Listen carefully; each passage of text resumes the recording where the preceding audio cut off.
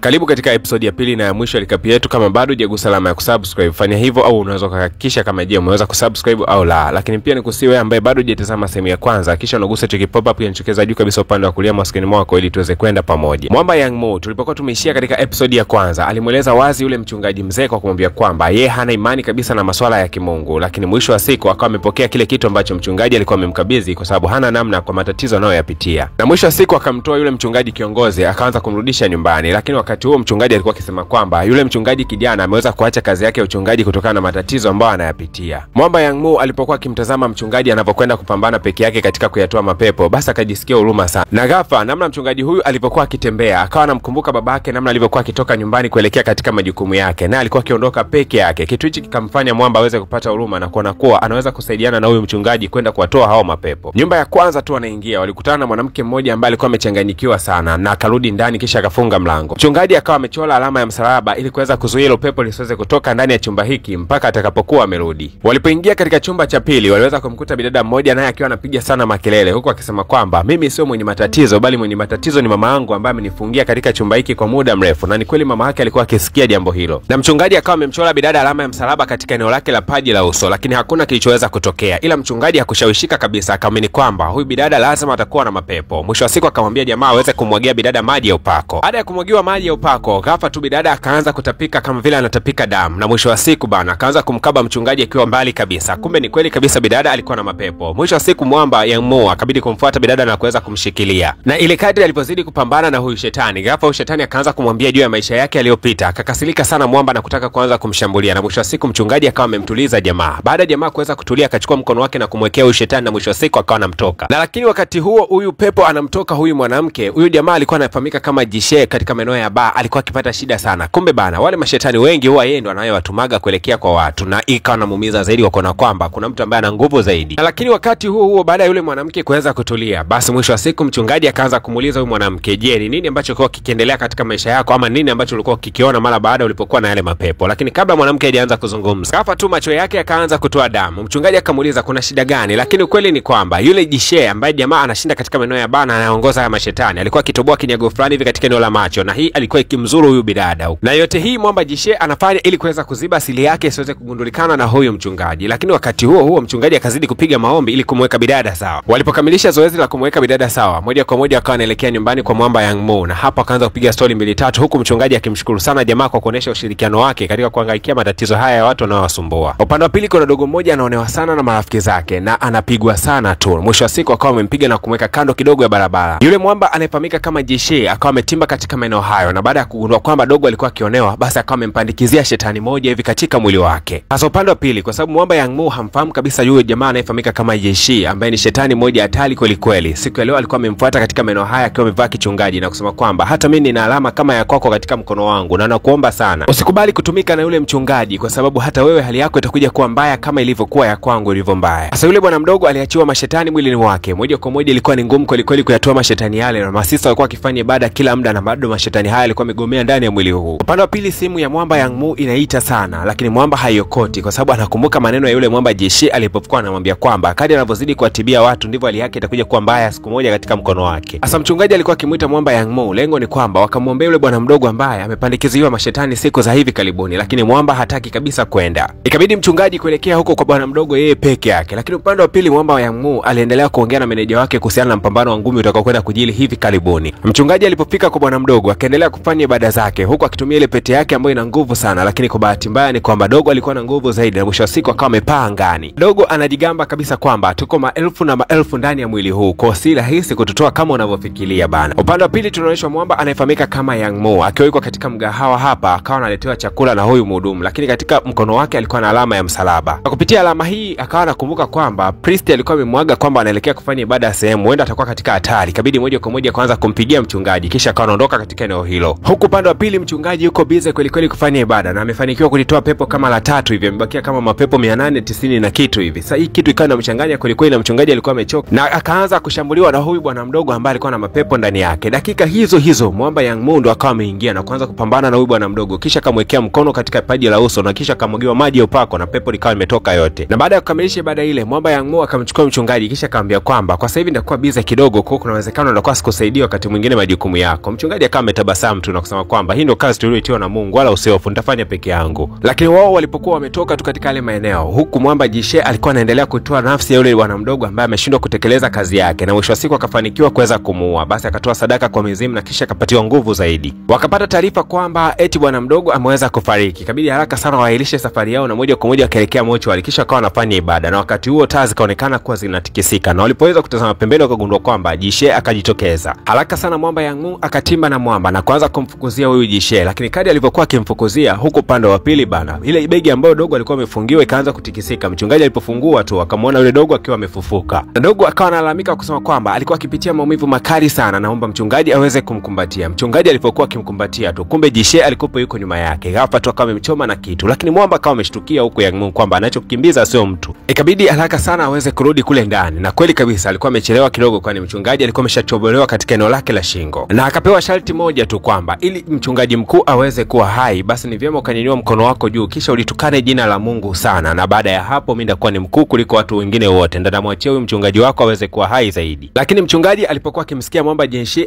anayoyazungumza, akawa amejitoboa yeye mwenyewe katika shingo lake. Kwa kifupi ni kwamba mchungaji hakuwa tayari kuona kwamba mwamba Yang-mu anajitukana jina la Mungu, akakubali yeye kuweza kufa. Na baada ya mchungaji tu kuweza kujitoboa, mwamba Jishe akawa ametoweka katika eneo hilo katika namna ya mauzauza tu. Ikabidi haraka sana mwamba Yang-mu kumchukua mchungaji na kumpeleka hospitalini, lakini kabla yote akamfanyia maombi, kisha moja kwa moja akamcholea alama ya msalaba, na moja kwa moja akaelekea katika kanisa akiwa anakumbuka udogoni mwake kwamba ndo aliingiaga kanisani. Siku ya leo maombi yake yalikuwa tofauti kidogo, kwani siku ya leo alikuwa akisema kwamba Mungu, naomba umsaidie mchungaji mkuu, na sihitaji kabisa iweze kutokea kama kipindi kile baba yangu alipoweza kupoteza maisha. Na ni kweli kabisa, upande wa pili mchungaji akaanza kupata fahamu tu, na mara ghafla mwili wake ukatiwa nguvu. Mwamba alipofika hospitalini tu, mchungaji akawa amempatia pete yake na kumwambia kwamba anakupatia na haya mavazi ya kichungaji, utakuwa ukiyavaa kila wakati na kila sehemu unapokwenda kufanya ibada, na naamini kabisa itakwenda kukusaidia. Na mwamba anataka kalipe kisasi kwa mwamba Jishe. Ili kuweza kumkuta Jishe, ikabidi kwenda kwa mwanamke mmoja ambaye alikuwa amevamiwa na mapepo, na akaanza kuuliza yale mapepo, je, ni wapi Jishe alipo? Na kisha akawa ameelekeza ni sehemu fulani na fulani. Ikabidi mwamba kutimba katika maeneo hapo. Mwamba hakutaka kuuliza kitu chochote, akaanza kuwashambulia hawa walinzi wake mwamba huyu Jishe, lakini kadri alivyozidi kuwashambulia akaja kugundua kwamba hawa walinzi wanavyoshambuliwa ndivyo ambavyo wanajirudi tena na kuwa upya. Kwa kifupi ni kwamba anafanya kama kazi bure fulani hivi, yani unashambulia watu ambao wanapotea na kujirudi tena. Hatua ya mwisho mwamba akafikiria kwamba anatakiwa kutumia maji ya upako, kisha akajipaka katika mkono wake, na alipoanza kupigana nao kila mmoja akawa anamgusa katika maeneo ya kichwa na akawa anawaka moto, na kwa njia hiyo ikawa ni rahisi kuweza kuwashambulia hawa wote. Na baada ya kuwapita hawa walinzi wa kawaida wote, mwisho wa siku alikutana na mlinzi mmoja kigogo kweli kweli, na huyu mwamba ndo anayetegemewa sana na huyu Jishe kwa sababu huyu ndio mlinzi wake wa karibu na mwenye nguvu kuliko hao wengine wote. Kwa zaidi ya dakika 30 ilikuwa ni mchuano mkali sana, kwani mlinzi huyu alikuwa na nguvu kabisa, lakini mwisho wa siku mwamba akafanikiwa kuweza kumwangusha huyu mlinzi. Lakini wakati huo wote mwamba Jishe alikuwa anajikamilisha kufanya ibada moja ambayo itamsababisha yeye kuwa na nguvu zaidi, na ni kweli kabisa akawa amekamilisha ile ibada. Kwa mwamba Jishe sasa hivi ni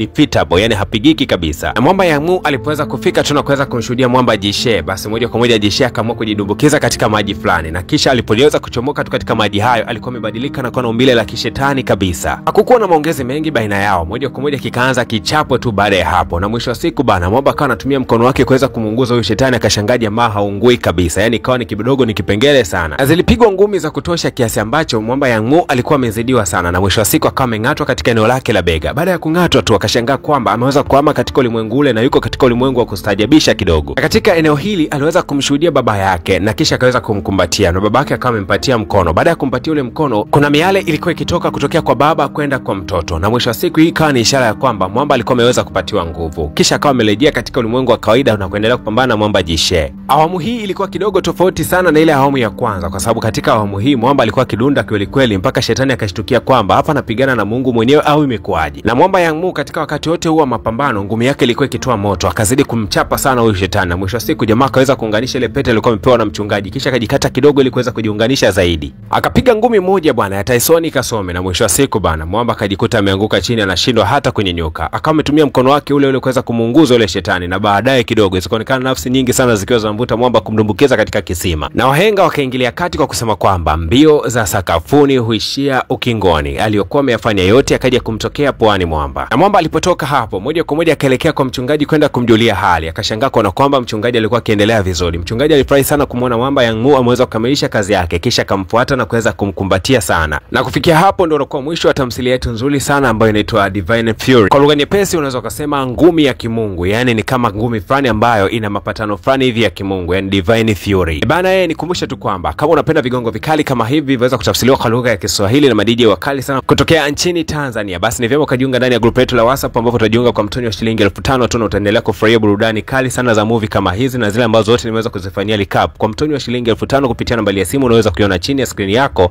basi unakuja moja kwa moja inbox na kusema kwamba nimelipa, kisha na kuunganisha ndani ya group hilo, unaendelea kufurahia burudani kila siku.